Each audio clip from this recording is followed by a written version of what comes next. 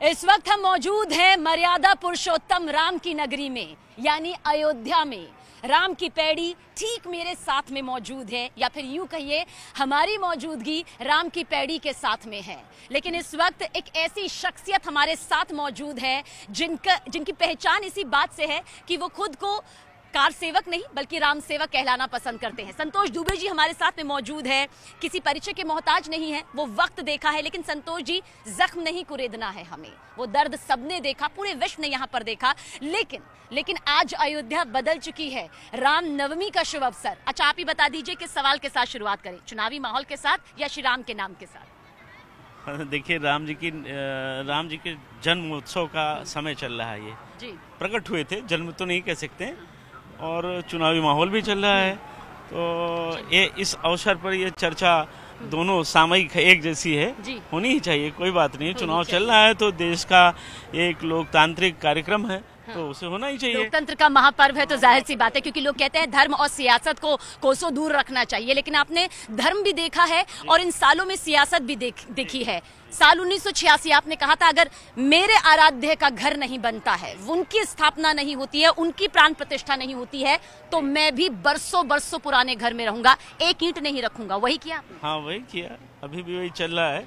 अब रामलला का मंदिर कंप्लीट हो रहा है, तैयार हो रहा है, हम भी अब शुरू करने वाले हैं। पर वो प्रतिज्ञा थी, प्रभु की कृपा से ही पूर्ण हुई। और या मैं ये इस बात को इस तरह कह दूं कि न्यायालय का जो आदेश हुआ राम मंदिर के पक्ष में, उसमें कहीं न कहीं वो एक आदेश तो बड़ी चीज़ है, बिना उसके तो संभव नहीं था।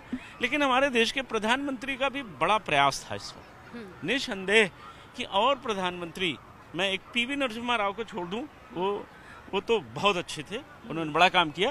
पर नरेंद्र मोदी जी ने सारे विकल्प जो उनको अच्छे लगे उनमें से एक विकल्प बड़ा चुना उन्होंने, और काम किया। राम मंदिर बन रहा है, बना, उन्होंने उद्घाटन किया, चरणों में भगवान के लेट गए, मर्यादा के अनुसार।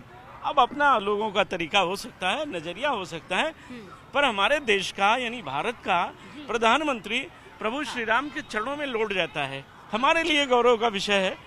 हमारे राज्य का मुख्यमंत्री आता है तो प्रभु राम के चरणों में लौट जाता है। और आपको लगता है कि अब जो ये पूरा चुनावी माहौल है जो गरमाया हुआ है, विपक्ष यहाँ पर कहती है एकजुटता के साथ में कि राम मंदिर का निर्माण किसी एक ने नहीं किया है, उसके लिए सभी ने यहाँ पर कोशिश की है, इसलिए नतीजों को इससे जोड़कर मत देखिएगा। लेकिन आपको लगता है क्योंकि जब नतीजे सामने आते हैं तो कण कण में जो ताकत होती है वो नतीजों में भी दिखाई देती है, लगता है कि इस बार अयोध्या में कुछ ऐसी ही बयार आएगी? देखिए, दो बातें हैं। एक तो जो विपक्ष कहता है कि हमने भी किया है, हाँ किया है, उन्होंने गोलियां चलवाई हैं अयोध्या में, विपक्ष ने अयोध्या में गोलियां चलवाई हैं, हम पर गोलियां चली हैं, हमें तो दर्द मालूम है ना। उत्तर प्रदेश में एक बड़ा विपक्ष है अखिलेश यादव, उनके पिता मुलायम सिंह यादव ने यही अयोध्या में निहत्थे कारसेवकों पर गोलियां चलवाई थी, तो उनका सहयोग है।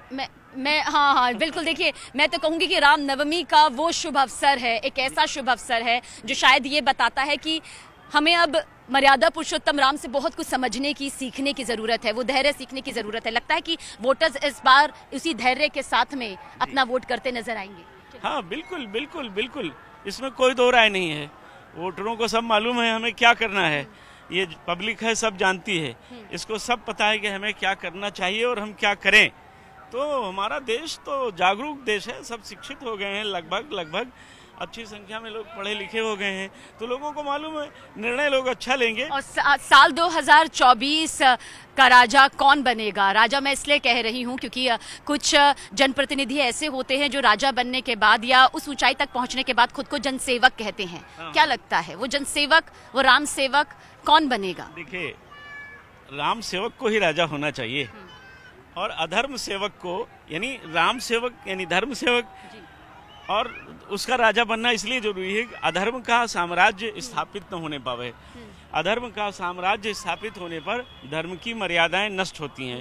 हिरण्याकश्यप और हिरण्याक्ष, उनका भी शासन था, लेकिन वो शास्त्रों के अनुसार महत्वपूर्ण नहीं बन पाया क्योंकि अधर्मी थे। लेकिन उन्हीं के पुत्र भक्त प्रवर श्रीमंत प्रहलाद जी ने धर्म की स्थापना की, तो वो वंदनीय बन गए भक्त। और ये राम नवमी क्या आपके लिए खास हो जाती है? राम मंदिर निर्माण के बाद, उनके प्राण प्रतिष्ठा के बाद, रामलला के राम का जन्म होना, हर बार जब राम का जन्म होता है तो वही आस्था है, वही भक्ति है, लेकिन क्योंकि प्राण प्रतिष्ठा यहाँ पर हो चुकी है, सूर्य तिलक यहाँ पर रामलला का होने वाला है, क्या ये बहुत अद्भुत, बहुत अदम्य, बहुत खास आपके लिए? देखिए, हम लोगों के लिए ही नहीं, ये पूरे विश्व भर के सनातन धर्मियों के लिए बहुत बड़ा विषय है।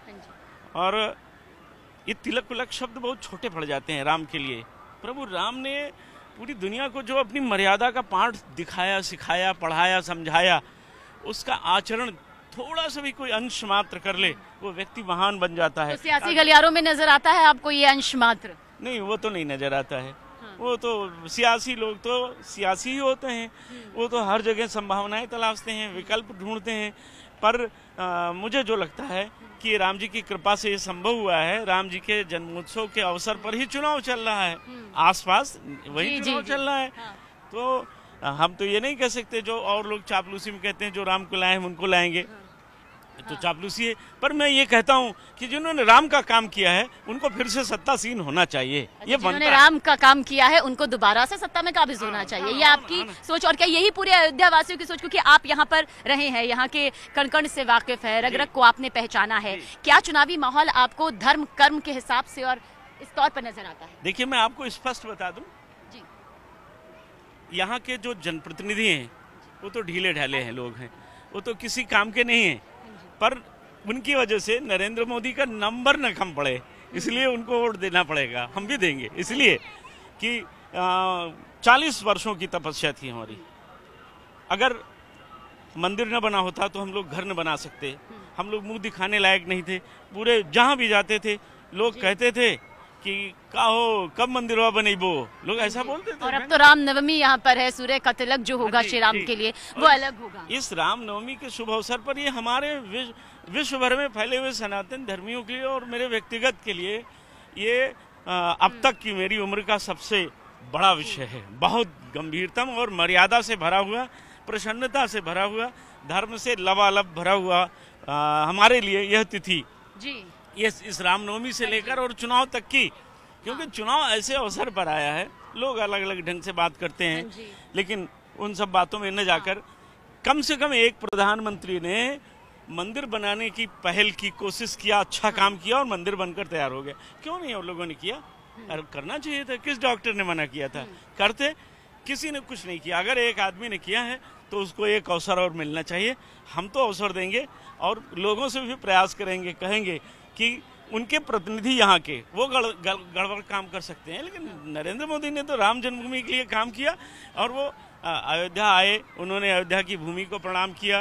प्रधानमंत्री लोग आते हैं, जूते चप्पल तक नहीं उतारते हैं, दूर से प्रणाम करके चले जाते हैं। वो चरणों में भगवान के लेट गए, ये प्रसन्नता का विषय है। भारत सरकार यदि दुनिया की सबसे बड़ी सरकार के सामने लौट रही है तो आश्चर्य नहीं है, परंतु वंदनीय जरूर है। वंदनीय जरूर है।